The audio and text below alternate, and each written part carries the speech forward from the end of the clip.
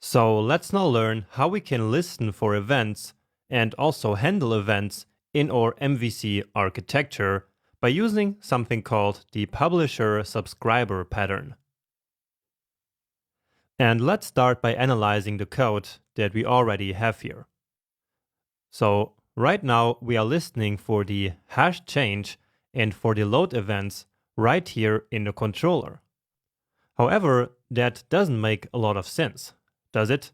Because everything that is related to the DOM, so to the view, should really be inside of a view. Now, maybe these two events here don't really look as if they have to do with the view, so with the user interface, but imagine that instead we would be handling a click event on some DOM element. And so listening for that event should for sure go into the view. And therefore we can say the same about these events here. So in the end, this has more to do with DOM manipulation or with the DOM itself than actually with the controller. And so therefore we need a way of putting this logic here into the recipe view. However, the handler function that we use to handle these events is actually this controller. So it's this function that we have up here that is sitting inside of this controller module. And so we have basically a problem here. We don't want this code to be here, so we want it to be in the view. But in this code, we need this controller function, which is here in this module. And of course, we don't want to put this function in the view. And so let's now think about how we could solve this problem. And recapping everything that I just said before, we can basically say that we want to handle events in the controller because otherwise we would have application logic in the view. And of course, we don't want that. But on the other hand, we want to listen for events in the view because otherwise we would need DOM elements in a controller. And we would basically have presentation logic in a controller, which would be wrong in our MVC implementation. So essentially, event listeners should be attached to DOM elements in the view, but the events should then be handled by controller functions that live in the controller module. And so if you take a look at this small diagram that is just a part of the architecture diagram that we already saw before, so here we have the control recipes function in the controller, and we have a special method in the view, which is called Hndlera. Now, we might think that it is very easy to connect these two functions. Because why not simply call the control recipes function right from the view whenever an event occurs? Well, that's actually not possible because in the way we set up the architecture, the view does not know anything about the controller. So it doesn't import the controller, and so we can't call any of the functions that are in the controller from the view. So it only works the other way around, and therefore it's more complex than this. But fortunately, there is a good solution. And this solution is called the publisher-subscriber design pattern. And by the way, design patterns in programming are basically just standard solutions to certain kinds of problems. So in the publisher-subscriber pattern, we have a publisher, which is some code that knows when to react. And in this case, that's going to be the Hndlera function because it will contain the addEventListener method. And therefore, it will know when to react to the event. Now, on the other hand, we have a subscriber, which is code that actually wants to react. So this is the code that should actually be executed when the event happens. And in this case, that is the control recipes function that we already have in our controller. And remember that the publisher does not know yet that the subscriber even exists, because that subscriber is in the controller that the view cannot access. Okay, but now finally comes the solution to the problem. So the solution is that we can now subscribe to the publisher by passing in the subscriber function as an argument. Now in practice, that means that as soon as the program loads, the init function is called, which in turn immediately calls the Hndlera function from the view. And that is possible, remember, because the controller does in fact import both the view and the model, right? Now anyway, as we call Hndlera, we pass in our control recipes function as an argument. So essentially, we subscribe control recipes to Hndlera. And so at this point, the two functions are basically finally connected. And so now Hndlera listens for events using the addEventListener method as always. And then as soon as the event actually happens, the control recipes function will be called as the callback function of addEventListener. Or, in other words, as soon as the publisher publishes an event, the subscriber will get called. Alright, and this is how we implement event listeners and event handlers in the MVC architecture. So this will allow us to keep the handler in the controller and the listener in the view. And by that, keeping everything nicely separated. So in summary, the handler subscribes to the publisher, which is the listener in this case, and then as the publisher publishes an event, the subscriber is executed.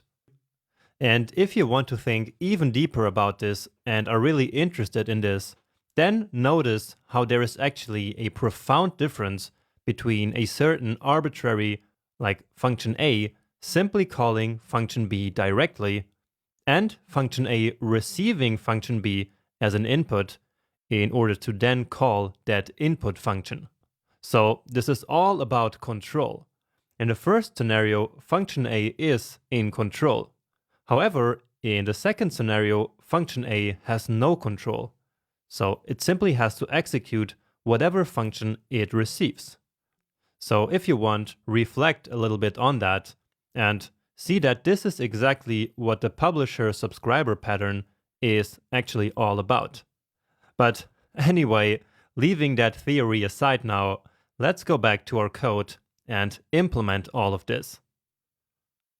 And so with everything we just learned about the publisher-subscriber pattern, actually now implementing it should be the easiest part, right? So let's simply grab this code, so cutting it actually, and then here we will create a new method, and let's just put it somewhere, let's say here. And so this will be our addHndlera method that we just talked about. So addHndlera, because this is going to be for rendering the recipe right at the beginning, right?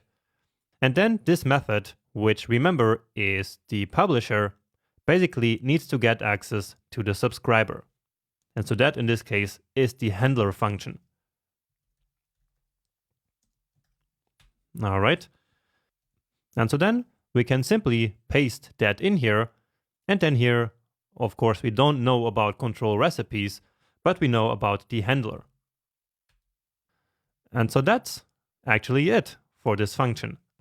So of course, it is not a private method because it needs to be part of the public API of this object so that we can then call it in the controller, right? And so let's actually do that now.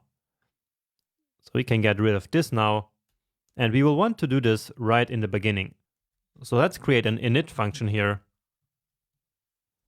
actually like this. And then we simply call it right at the beginning. So only once.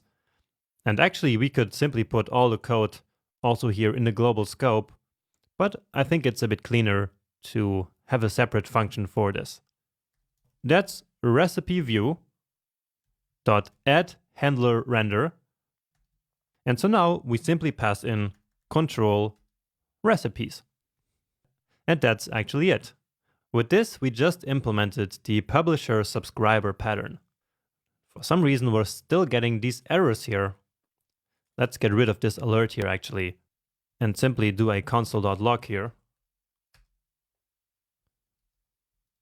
Okay, but now let's go and see if this actually works. We're still having our slow network.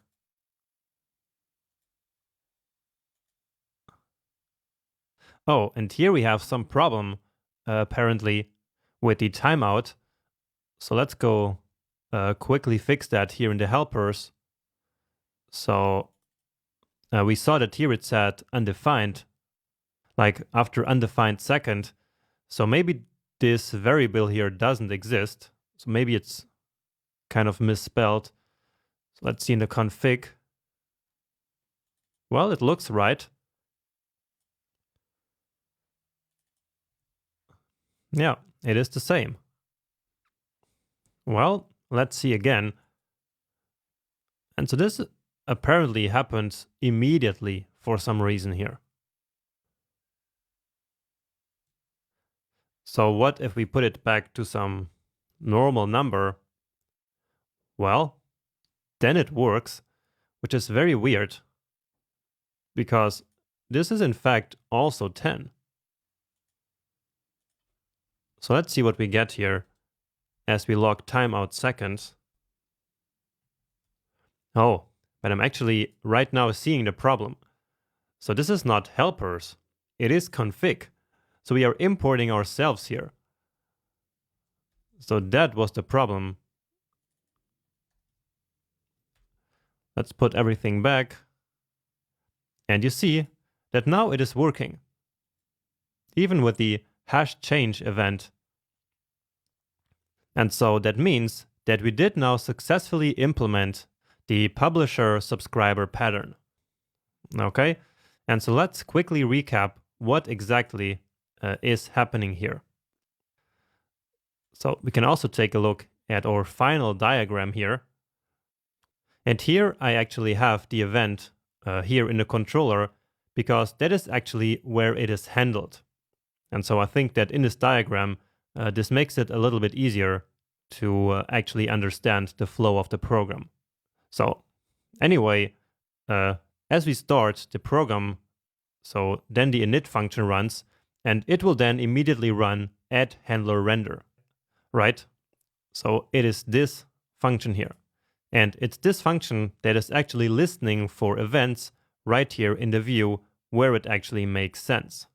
Now, as we call this method here, so in the controller, we pass in the controller function or the handler function that we want to get executed as soon as the event happens, right?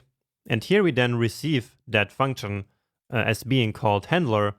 And so that's what we then call as soon as the event happens, right? And so again, in our diagram, that's exactly what we have here. So that's why I have this dotted line here, which stands for data flow.